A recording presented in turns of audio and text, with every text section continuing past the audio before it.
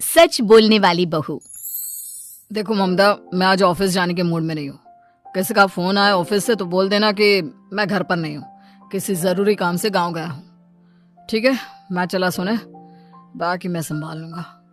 ममता बेचारी, जैसा नाम वैसा ही नेचर। ना कभी झूठ बोला, ना फरेब, ना किसी से चालाकी की, ना किसी की पंचायत। सुन लेती है पति की बात और फिर कुछ देर बाद फोन आता है। हेलो, कौन? मैं सुनील का बॉस बोल रहा हूँ। दफ्तर में इतना काम पड़ा है, अभी तक ऑफिस नहीं आया। वो क्या कर रहा है? फोन दीजिए उसे। जी वो तो सो रहे हैं, कह रहे हैं कि आज गर्मी बहुत है तो घर के मजे लेंगे। बॉस को बीवी की बात पर गुस्सा आ जाता है। तो उसे बोल दीजिएगा कि अब घर में गर्मी के ही मजे ले, कोई जरूरत नहीं है यहाँ आने की। ये बोलकर बॉस फोन रख देता है। ममता सारी बात सुनील को बता देती है। न जाने किस बेवकूफ से पाला पड़ा है, समझ नहीं आता। तुम्हारे कारण मेरी नौकरी चली गई। अरे झूठ बोलने में क्या जा रहा था तुम्हारा? ममता को समझ में नहीं आ रहा था कि उसकी खता क्या थी। अरे जो है वही तो बोला। फिर एक रोज, बहू, अरे आ बहू, कहाँ है तेरा पति? इस महीने घर के खर्चे के पैसे भी नहीं भेजे। क्यों, माँ बाप की फिक्र खत्म हो गई है क्या उसे?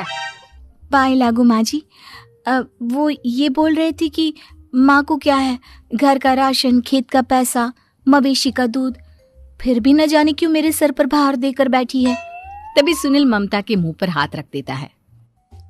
क्यों रे कलमुँह है, हटा बहू के मुंह से हाथ। अरे क्या क्या बोलता है तू? वो तो इसकी झूठ बोलने की आदत नहीं है, इसलिए पता चल रहा है। देख मेरी सास कितनी शरीफ है। हाँ, तेरी माँ तो मोहल्ले की बदमाश है ना, और तेरी सास शरीफ है। बेटा ममता को देखता है और गुस्से से बोलता है। अब खड़ी खड़ी देख क्या रही हो? और भी कुछ कहना है क्या? माँ आई है ना, जाकर छाछ ले आ ठंडी वाली। ममता अंदर चली जाती है। माँ, इसके सच बोलने की आदत के कारण मेरी नौकरी जाते जाते रह गई।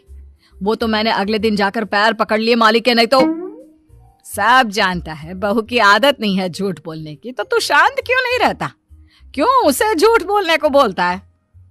फिर एक रोज, बहू, जा अपनी पड़ोसन के पास और उससे बोल कि वो लाल वाली साड़ी जो उसने नए साल की पार्टी में पहनी थी, तुझे वो चाहिए। ना माँ जी, मुझे नहीं चाहिए। वैसे भी कल जिस शादी में जाना है ना, वहाँ के लिए तो मेरे पास काली साड़ी है।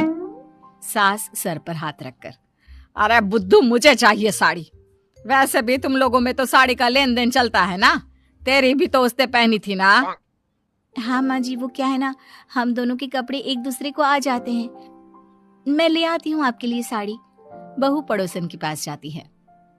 कैसी हो निर्मला, तेरी लाल साड़ी चाहिए थी। क्यों? तू तो बोल रही थी कि तेरे पास काली वाली साड़ी है, तू वही पहनेगी, फिर लाल का क्या करेगी? अरे मैं तो काली ही पहनूंगी, लेकिन मेरी सास ने देखी थी तेरी लाल साड़ी, वो नए साल की पार्टी में तूने पहनी थी ना, तो इसलिए वो मांग रही है। ये सुनकर पड़ोसन थोड़ा परेशान हो जाती है।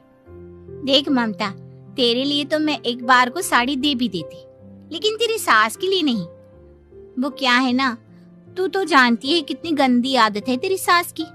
खाया पिया सब कपड़े पर ही पोंछ देती है। मेरी लाल साड़ी बहुत महंगी वाली है, पता चले उस पर हल्दी तेल का निशान लगा हो। ममता घर आ जाती है खाली हाथ। ममता को देखकर, नहीं दी ना उसका लूटी ने साड़ी, अब आए तुझसे लेने तेरा सामान, अच्छे से बताती हूँ। माँ जी, वो क्या है ना, मुझे तो वो दे रही थी, लेकिन आपके नाम पर नहीं दी।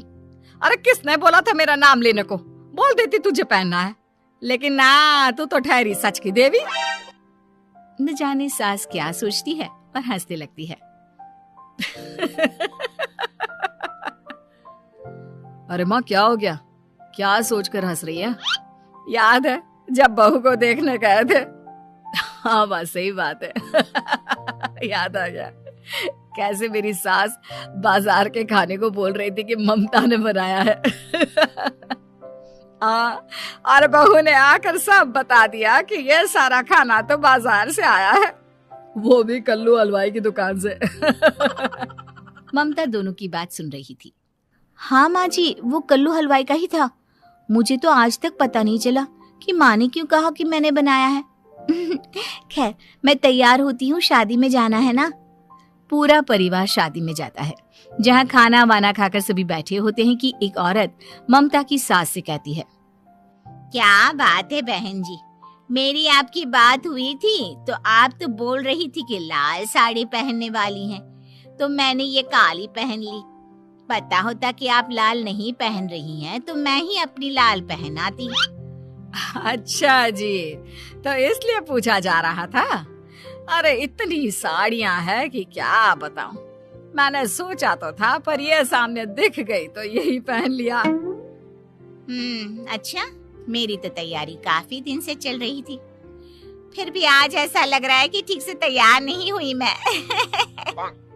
तभी आ जाती है हमारी सच्ची बहू, ममता बहू। आंटी जी, वो क्या है ना, पड़ोसन की लाल साड़ी माँ जी को पहननी थी, लेकिन आप तो जानती है माँ जी की आदत, सारा खाया पिया कपड़ों पर ही पोंछ देती है, तो उसने साड़ी देने से ना ऐन वक्त पर मना कर दिया, तो अब इन्होंने ना मेरी साड़ी पहनी है। औरत ममता की सास को घूरती है, अरे मांग कर ही साड़ी पहननी थी क्या? हम जैसे तो खुद की ही साड़ी पहनते हैं, चलो चलते हैं। सास का गुस्सा अब ममता पर फूट पड़ता है। अरे क्या जरूरत थी ये बात सबसे कहने की? अरे घर की इज्जत का कोई ख्याल है कि नहीं तुझे? हाँ, मैंने क्या बोल दिया माँ जी? मुझे क्यों डांट रही है? मेरी गलती क्या है? ममता को रोता देख सुनील आ जाता है। अरे माँ, क्या हो गया? पता है ना शादी का माहौल है। सास सारी बात बेटे को बता देती है। देख रहा है तेरी बहू का हाल। अरे इस लड़की को तो ये भी नहीं पता कि कब कहाँ क्या कैसे बोलना है। अरे लेकर जा इसे यहाँ से। सभी घर आ जाते हैं। सास का मुंह तो फूला ही रहता है